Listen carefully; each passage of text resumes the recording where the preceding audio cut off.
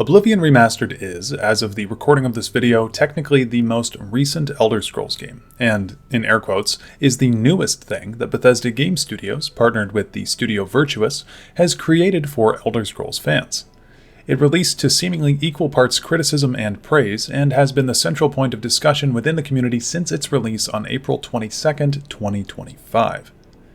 To get to the bottom of this discussion at hand, I played Oblivion Remastered for over 100 hours, beat all of the main guild quest lines, Daedric quests, and a handful of side quests as well. As someone whose favorite Elder Scrolls game previously was Oblivion, warts and all, I have some things to say about the remaster. Some positive, and some negative. So sit back, relax, and enjoy my definitive Oblivion Remastered review. Hopefully this video can be useful to you if you're thinking about purchasing or playing the game, or help you get your own thoughts in order as you play. I figured we'd start out with an overview of what exactly got changed here for those of you who don't know. The main things that were changed here were gameplay, skill line reworks, leveling, scaling, and aesthetics, with a smaller focus on changing some voice acting from the original and overall bug fixing. However, in doing so, Oblivion Remastered as of patch 1.2 still has roughly 128 bugs depending on how you count them, and most of them are completely unique to the remaster. However, there were some parts of the game that did not get touched at all. For instance, NPCs still act extraordinarily goofy while they're walking around in towns. Goodbye. So long. Take care. And quest design did not change at all in the slightest, nor did writing or anything on that side of the game. But if you want my opinion straight up, I think that Oblivion Remastered has great gameplay and some really nice updated visuals, but all things considered, it feels like a remaster of Oblivion that was created for Skyrim fans, and not fans of the original. And hopefully by the end of this review, that will make sense to you. So, there's some good that comes with the remaster, and I don't think even its detractors would deny that, but there's also some bad that I don't think its supporters can justifiably defend. We'll have to just pick a spot to talk about first, and I wanted to lead off with the positive aspects of the game, so let's begin with the gameplay and level scaling, and then we'll flow on from there. Overall, the gameplay, in my opinion, has improved significantly. In the base game of Oblivion, the combat is structurally my favorite. You can cast magic while also holding a bow, for instance, or a sword and shield, while also jumping in the air. And you don't have to hotkey anything or swap hands in order to do this. It's an extremely convenient and mobile-feeling combat system, and I'll never understand why Skyrim took out the ability to attack mid-air or underwater, for instance. However, in practice, Oblivion is played very simplistically, and warrior-based builds tend to be kind of boring, since you have infinite attack combos and can just infinitely swing at your opponent because of that. Every couple of slashes you get at an enemy though, they tend to block, then you have to wait until they swing, and then you can block, and then you swing, and so on and so forth. It's not a very intuitive combat system.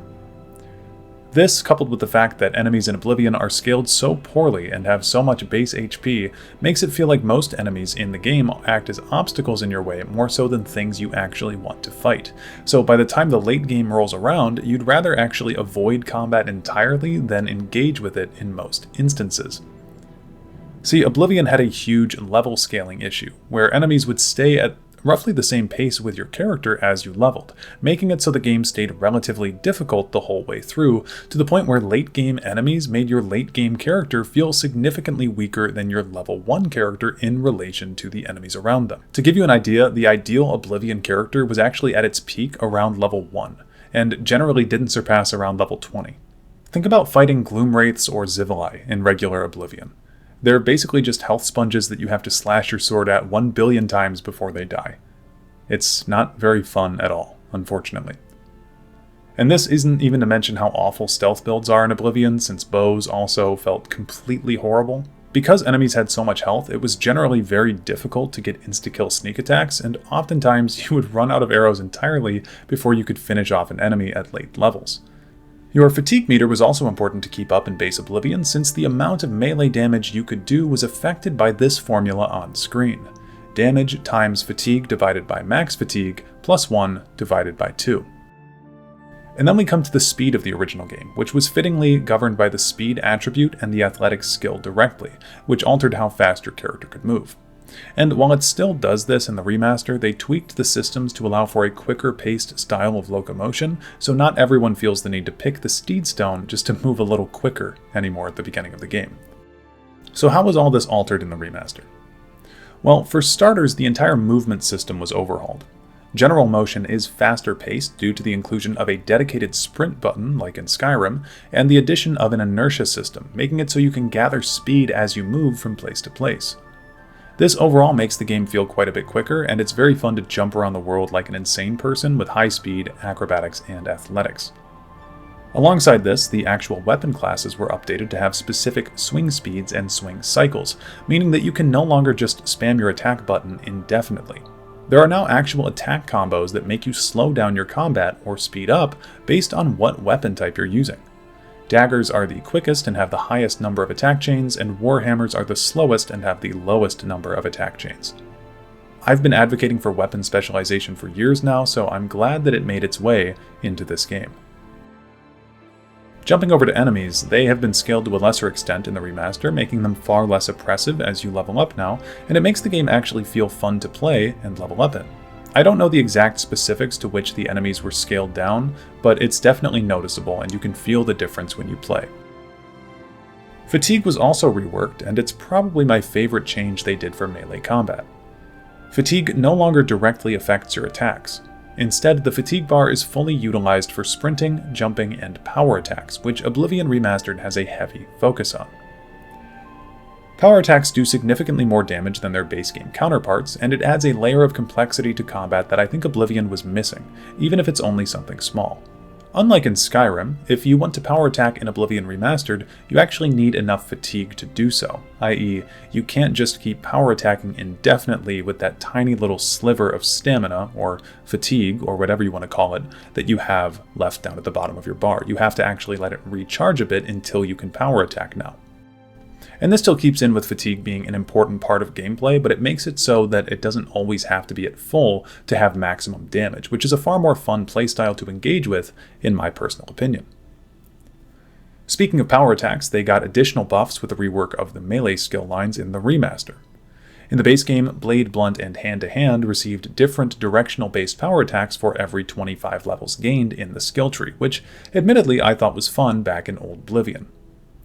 Now, those directional attacks have been fully replaced with flat perks that affect your power attacks regardless of direction. Blunt weapons with power attacks now grant a damage shield to the player who inflicted them and can possibly silence enemies who are hit, and blade weapons grant a debuff to the target which makes them more vulnerable to normal weapons for a short time, and also may inflict the bleed status effect. Hand-to-hand skills all increase the fatigue damage inflicted to enemies and apply a chance to disarm to their power attacks as well. Overall, this is a much more simplified and clear version of combat, but I do really miss the backwards power attacks from the base game Oblivion that had a chance to paralyze. I thought those were really fun and an interesting way to spice up combat. On the negative side of gameplay, though, there are two gameplay features that I don't really like that they tampered with, which is the sneak jumps and dodging. In Old Oblivion, you used to be able to sneak and jump at the same time, and in Re-Oblivion you cannot, since jumping while sneaking automatically takes you out of stealth, which is weird. This is not a thing in Skyrim either, so I don't know what code got goofed up to cause this issue, but hopefully it'll be fixed one day. And dodging, even though they changed the animation, is still largely useless. Regular Oblivion had a goofy roll you could do once you hit 25 athletics, and the remaster turns it into a Bloodborne-style dodge. And if you're not going to change the way that the dodge operates, I think that at that point you should have just kept the original. I miss the silly backflips, and they're part of Oblivion's identity at this point, so please bring them back at some point, or just don't tamper with them at all next time. I don't know. It's kind of a goofy thing to do. Anyway, with all that out of the way, let's discuss some other skill reworks. The block skill line was reworked to incorporate shield bashes as a part of the gameplay loop, which act as a nice replacement for the previously confusing knockback counterattack that the base game had. This shield bash also does do really good damage at max level block, as well as operating as a stun mechanic too. Marksman was given a large upgrade as well, with arrows now having a near 100% chance to be retrieved from bodies, and the damage of all arrows increasing across the board. Another good change for damage was making short swords and daggers scale with the agility stat rather than the strength stat now, giving stealth players a more evenly spread stat distribution between their melee and marksman weapons. Armorer, acrobatics, athletics, light armor, security, sneak, and speechcraft all underwent minor tweaks to accommodate the new systems in the game and update old design choices, and I don't personally feel like any of them are really that worth mentioning. Some perk positions were basically swapped around and some additional things were added to these, but it's nothing revolutionary. On the other hand, alchemy, mercantile, and all of the schools of magic underwent crazy changes in the remaster. Alchemy ingredients in base game Oblivion were chance-based pickups, meaning that you were not always guaranteed to successfully harvest from, let's say, an aloe vera plant in Leyawiin.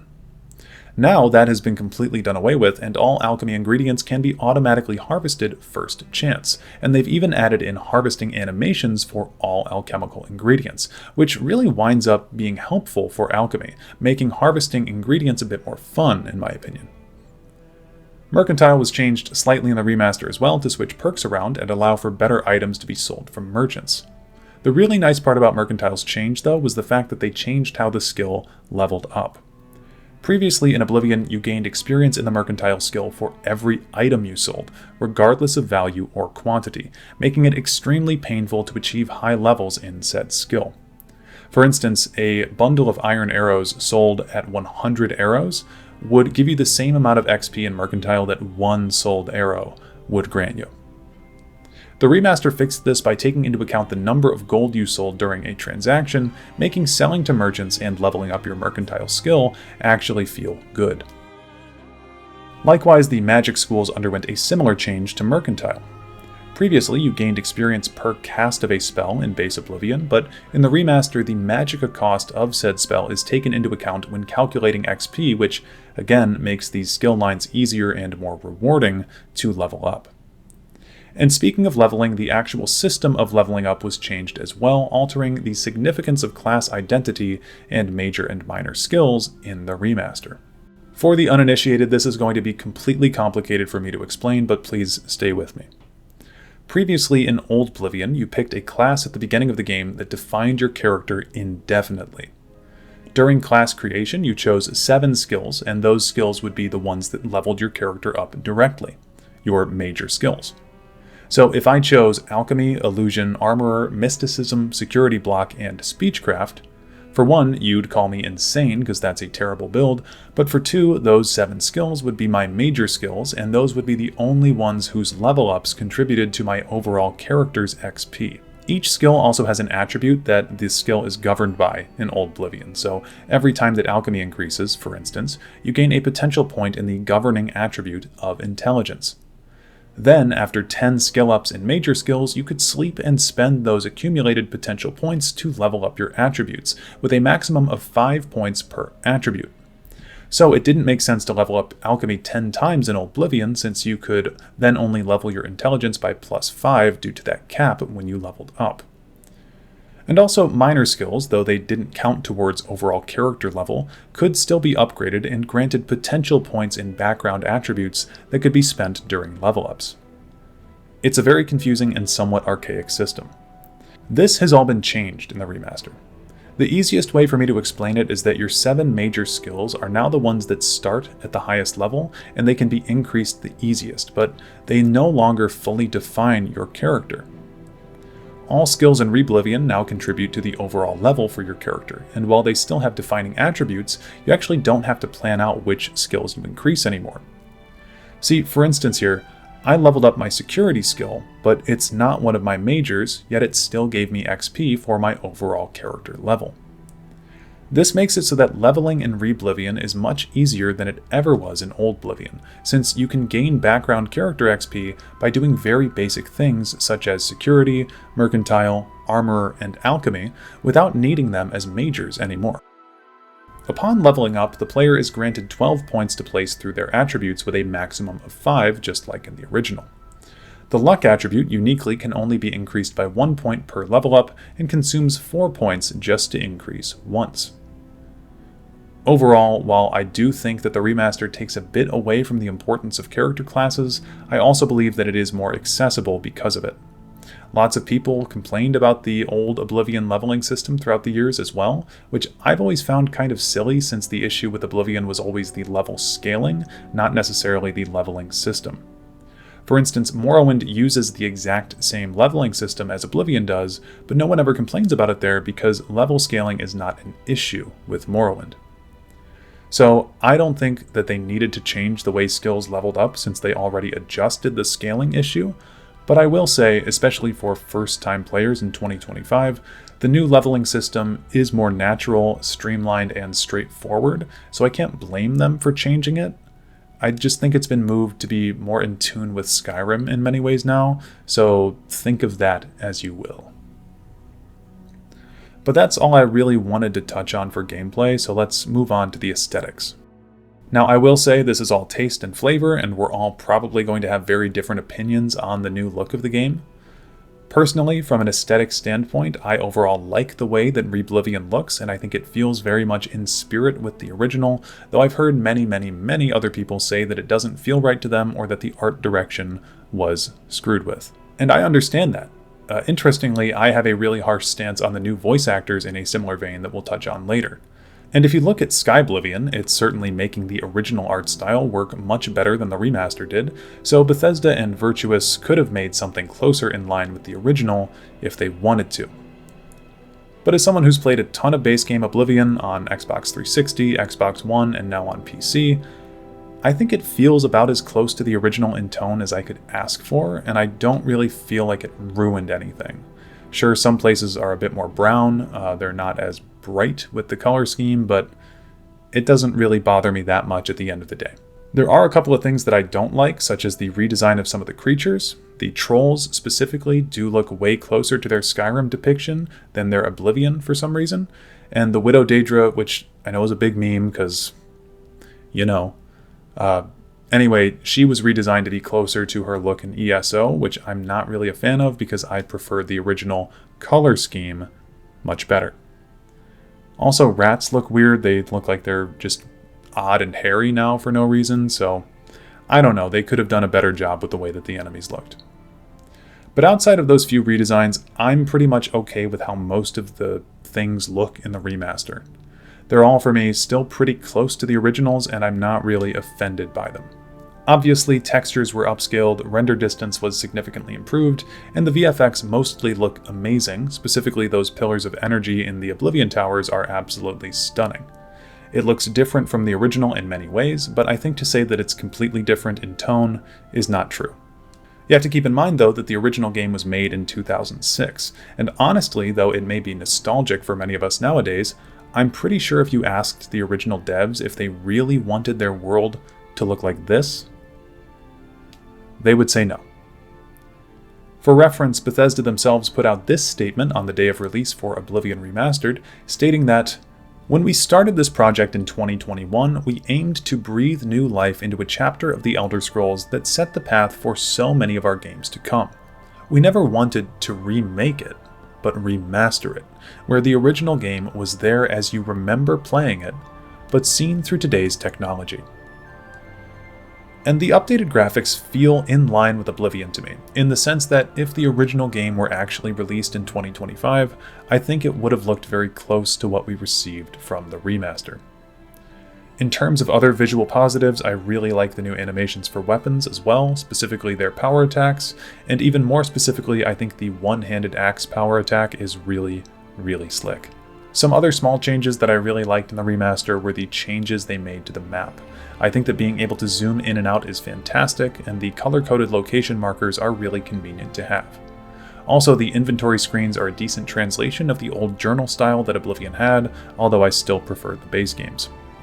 I know people had their issues with that old UI, but as a long-time console player, it worked totally fine for me for many years, and I appreciate them keeping the spirit of the old UI and not totally making it feel like Skyrim's.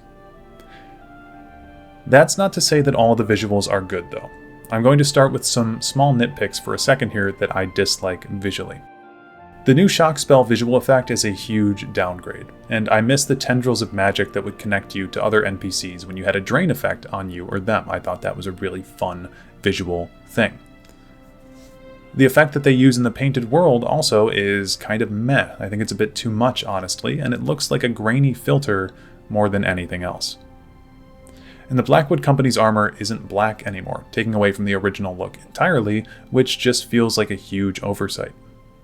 Also, I miss the old sign on Lel's quality merchandise. That one had a lot of charm. Why did you do it differently this time? I don't understand. And probably my biggest personal gripe, the gray cowl. Would it truly have been so hard to black out the eyes on that thing? The gray cowl always looked a little silly, and while it looks better in this version, you could have so easily made it look how it does on the literal in-game posters, and it would have been a huge glow-up. And speaking of those posters, why did those get changed too? They looked better in the original. But anyway, let's talk about the real sticking point for people visually. The faces. I should preface this by saying that I think most of the faces look pretty decent in the remaster, and they're fairly true to the original, actually. And whoever redesigned Syl for this game, I just want to give you a sincere thank you for the work you've done here. If no one is found, you will be held responsible. Yeah, goddamn. Okay, Syl. Tell me whatever the hell you want me to do. I'll do it. I'll do it. But some faces don't look so good. Mostly the elves. Their eyes are usually really creepy and unnatural to look at. And there's this bizarre phenomenon throughout the game where a lot of the characters seem to have gigantic mouths. And I can't really explain why. I think it's just that they open them too widely when they talk for some reason. But again, I can't really get too mad at this because the original NPCs are also sometimes nightmare fuel. Where I think it really becomes shocking for people with the remaster is the detail. To quote from Ralph the Movie Maker for a minute here, "When I draw a simple smiley face, it's adorable. But if I start adding detail to the face, it starts to become less cute, until it looks extremely terrifying." And that's really where I think the disparity comes from. Since there's more detail in these new characters, it really highlights their freaky facial flaws even more. But honestly, as someone who grew up with the base game Oblivion as an impressionable child, I never really noticed how bad the faces were until I started hearing people talk about it online. And I think some people are still willingly blind to the fact that the faces in Oblivion do not look good. They're products of 2006, and that's fine. In Oblivion Remastered, they attempted to upscale already janky-looking 2006 faces, and I commend them for how close they came to capturing the original in many ways, even if they're still ugly. And adding facial hair to some NPCs, while it is a welcome change for character creation and certain characters, it really makes some of them look weird since there were no beards in the base game Oblivion except for Sheogorath, whose beard was actually modified code from his tongue. And while I think overall the faces are better from a technical standpoint, some characters got their entire vibes erased with the upscaled graphics, which I think is a huge no-no. Owen, for instance, was a middle-aged man in the original with a fully adult daughter, and they transformed him into a guy who barely looks 30. Dias, in the remaster as well, doesn't look as sickly and gross as he did in the previous version. I really miss how just fully depressed that guy looked when you talked to him. Valena Danton also became a MILF for some reason. I can't really explain it. She looked like a grandma before, and now she looks like this. And who could possibly forget the yassification of Calthar, who had the biggest glow-up in the whole game? But at what cost? I want my Calthar to look horrendous. It's a part of his character. Bring back ugly Calthar, please. So really for me, I don't mind the facial changes so long as they're at least consistent with the original character's look or tone, even if the faces are still weird to look at. But now we need to get serious and talk about my biggest issue with the entire remaster.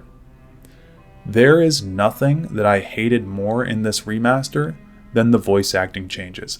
I am open to have people defend their point for why voice actors should have been added to this game, but I please beg you to listen to what I have to say first before making your comment. Allow me to explain. In the base game of Oblivion, there were 18 voice actors, one of which was Todd Howard, who voiced 2 characters, and the other was Emil Pagliarulo, who voiced 1 character. So we'll just say that there were 16 voice actors. 3 of those voice actors played very specific characters. Sean Bean played only Martin Septim, Patrick Stewart played only Uriel Septim VII, and Terrence Stamp played only Mankar Cameron, so we'll shave those boys off as well. Here we're left with 15 VAs, who were all assigned a racial group and sex to be the primary voice actor for. So, for example, Craig Sheckler was assigned as the male voice actor for the Dunmer, Altmer, and Bosmer, whereas Linda Kenyon was the female voice actor for these races.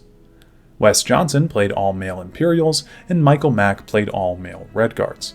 Linda Carter played all female Nords and Orcs, and so on and so forth. And this has been memed about for years, that Bethesda didn't, and to be honest, still doesn't, hire enough voice actors. So, during the production of the remaster, they brought in new voice actors to replace some of the old ones, which was a stupid choice to make in the first place, which I'll explain in a second. Now, when playing Oblivion, the male Bosmer, instead of just being voiced by Craig Sheckler, are now also voiced by Jason Marsden in some instances. The male orcs went from Jonathan Bryce to additions from Tommy Earl Jenkins and Noah Nelson being added in the mix as well. All of these added voice actors are also people who have played in previous Elder Scrolls games. So Jason Marsden, for instance, plays the couriers in Skyrim.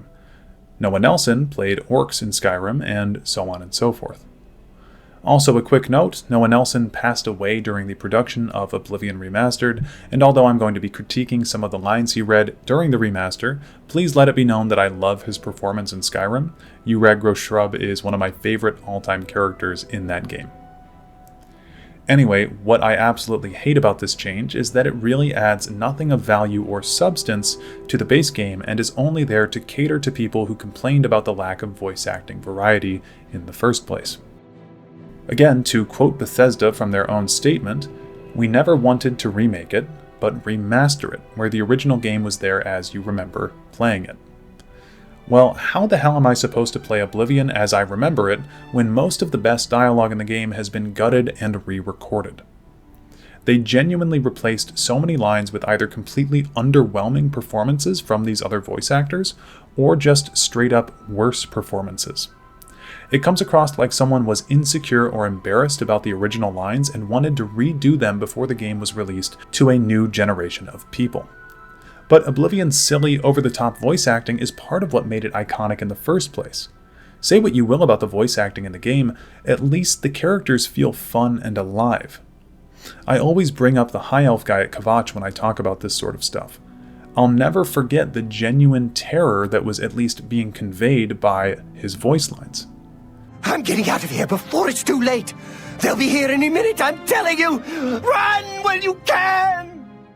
Most NPCs in Skyrim come nowhere close to that level of emotion. I would 100% take Oblivion's fun voice acting over Skyrim's serious, dreary line deliveries any day of the week.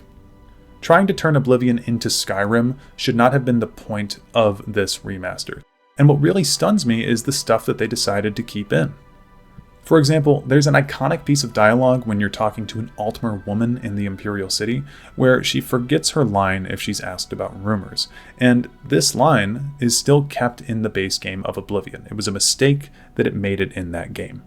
I heard that thieves broke into the Arcane University, the Imperial Legion compound, and the temple all on the same night. Wait a minute, let me do that one again. I heard that thieves broke into the Arcane University, the Imperial Legion compound, and the temple all on the same night. They left that mistake in for nostalgia purposes in the remaster instead of removing it, and it even has lip syncing in this version.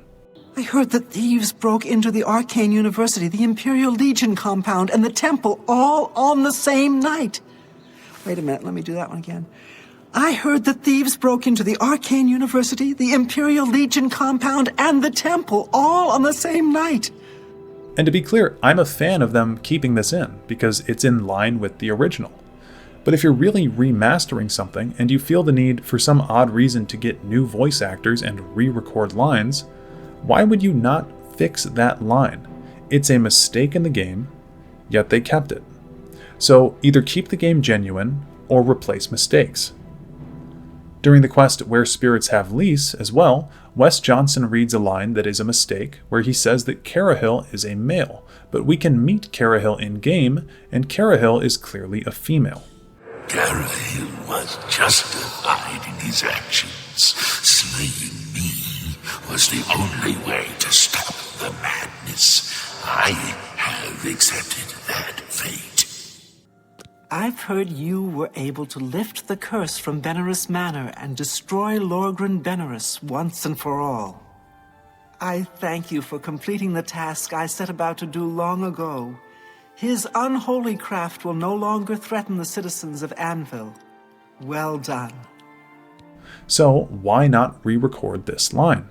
And if we're not getting rid of mistakes, by what criterion were the other lines replaced?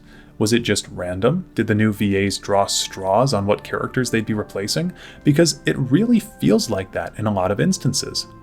Some of the characters that got replaced were really iconic and had very fun lines that are now completely changed in tone in the remaster. Here's a highlight reel of some of the ones that I feel are the absolute worst, with comparisons to their counterparts in regular Oblivion, so you can see what I'm talking about. Stop right there, criminal scum! Nobody breaks the law on my watch! I'm confiscating your stolen goods. Now pay your fine, or it's off to jail. Then pay with your blood! Stop right there, criminal scum. Nobody breaks the law on my watch. I'm confiscating your stolen goods. Now pay your fine or it's off to jail. Then pay with your blood. Flying, flying in the sky. Cliff racer fly so high. Flying. Flying, flying in the sky. Cliff racer fly so high. Flying. You're in Rindir's Staffs, and I'm Rindir. I sell magical staffs. Imagine that. You're in Rindir's Staffs, and I'm Rindir. I sell magical staffs. Imagine that. So, your first contract. No chance for a bonus, huh? Oh, that's all right. You're better off. Who needs magic items when you've got raw skill? And the great thing about killing a target up close and personal is you can talk to him before you do it. You know, say something scary. Oh, for example, this one time, I had a contract to kill a little Nord girl at her birthday party. She asked me if I was the jester. So I said to her, "No, I am a messenger of death." You should have seen the look on her face. Anyway, she won't be seeing age 6. So, your first contract. No chance for a bonus, huh? That's all right. You're better off. Who needs magic items when you've got raw skill? And the great thing about killing a target up close and personal is you can talk to him before you do it. You know, say something scary. For example, this one time I had a contract to kill a little Nord girl at her birthday party. She asked me if I was the jester. So I said to her, "No, I'm a messenger of death." You should have seen the look on her face. Anyway, she won't be seeing age 6. Oh, my, yes. I feel especially delighted this evening. Perhaps it's time I recited my latest soliloquy. The lady fair, our love is told, with hair as fine as soft spun gold, lips as red as a sun-drenched dawn. Greetings, friend. Skin as soft as a newborn fawn. Eyes as blue as a cerulean sea. Ah, what? My heart can't breathe. Help me.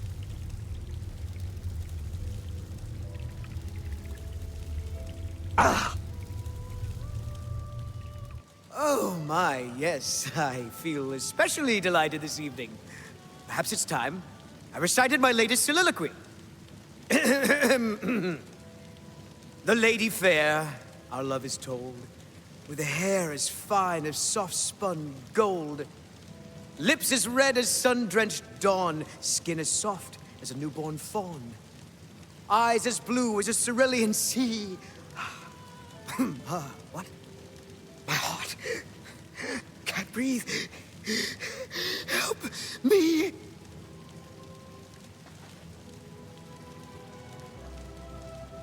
Oh. Ah, you are from the Fighters Guild, I resume. Good show. I am Lord Rugdumph Groshurgak. Let us conversate on the Lady Rogbutt. Ah, you are from the Fighters Guild, I resume. Good show. I am Lord Rugdumph Groshurgak. Let us conversate on the Lady Rugbutt. There just seems to be no rhyme or reason for the characters that were replaced. A lot of the whimsical, silly stuff from the original was replaced with these more serious-toned voice actors from Skyrim. And again, I love Noah Nelson's performance in Skyrim, but he does not belong in Oblivion. And same thing with many of these other voice actors. These performances really hit hard in the Shivering Isles for the remaster, since many of the iconic characters are wood elves who had their lines completely erased. Théoden's soliloquy is awful now. He doesn't even say soliloquy right. It's just like missing that fun, goofy aspect that the original had. Fimian doesn't have that same energy when begging for sweet rolls, and Bullwing's gibberish is just not as fun anymore. So to recap, Bethesda's intention of breathing new life into the game actually required blowing some of the old life out, like a fart through a whoopee cushion. But I still don't get it. You took a group of NPCs that were primarily voiced by one guy, and then added just one extra person to voice some of them? What does that do other than ruin the sincerity of the remaster? The new graphics, again, don't necessarily bother me, but this absolutely does, on a deeply fundamental level, because you're essentially making seemingly arbitrary decisions on whether or not some lines stay or some lines go. And that is disrespectful to the original game and disrespectful to the original voice actors. Let's not forget that the original voice actors' performances were directed and approved by Bethesda back in 2006. And their little technology memo doesn't cut it here, because this goes further than updating old graphics or gameplay mechanics. You're replacing real people that were a part of the game at the time and telling them they're no longer good enough for a modern audience. Except for a couple of instances.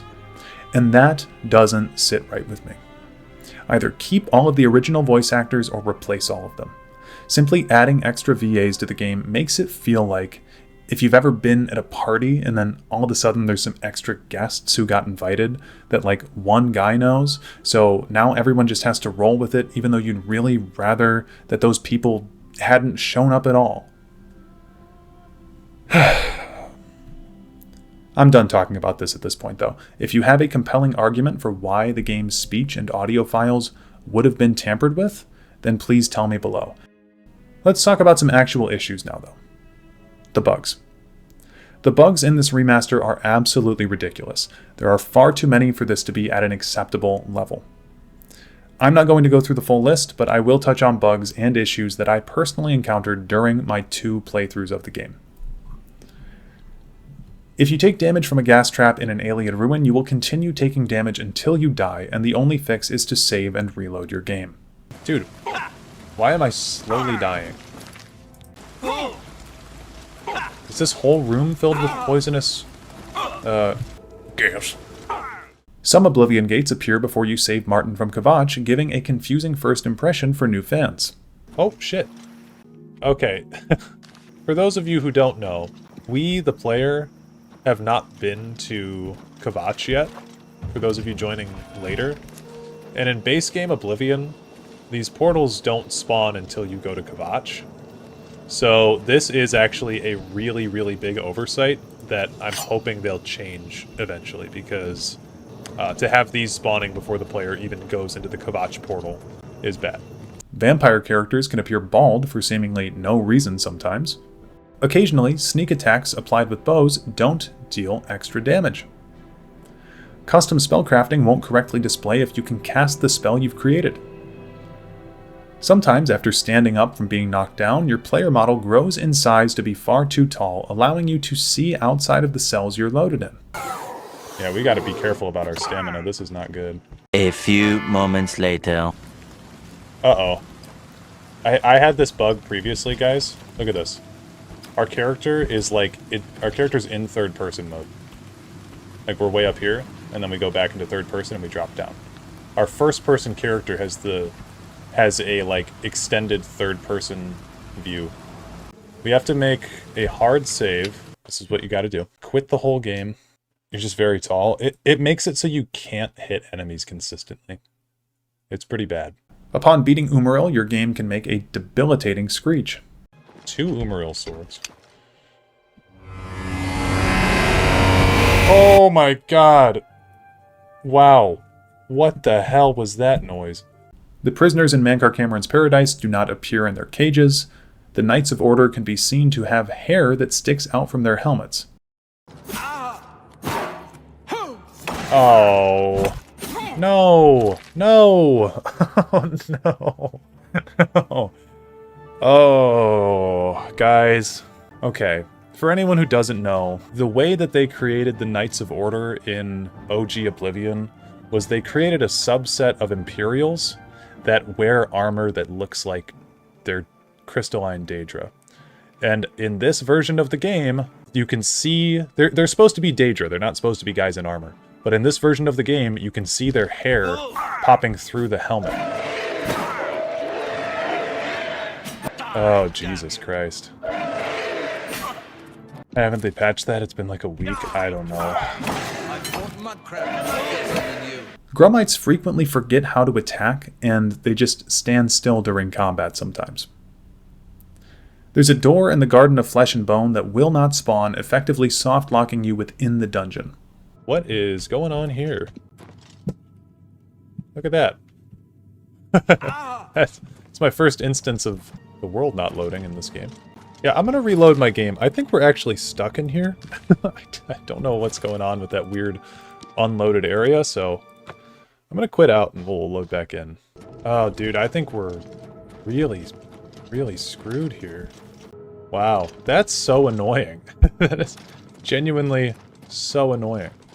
That is, really, really stupid. Yeah, this is so awful. Holy shit. That is really a bad bug. That's terrible. The ghosts during the Ghost of Vytharn quest can appear completely invisibly, making the quest nearly impossible to complete. This has supposedly been fixed by patch 1.2. Okay, so I guess this is the bug. Yeah. Seems to be it. Yeah, dude, these guys are straight up invisible. Vytharn shall fall. This is an insane bug. What is wrong with the Shivering Isles? What is wrong with it?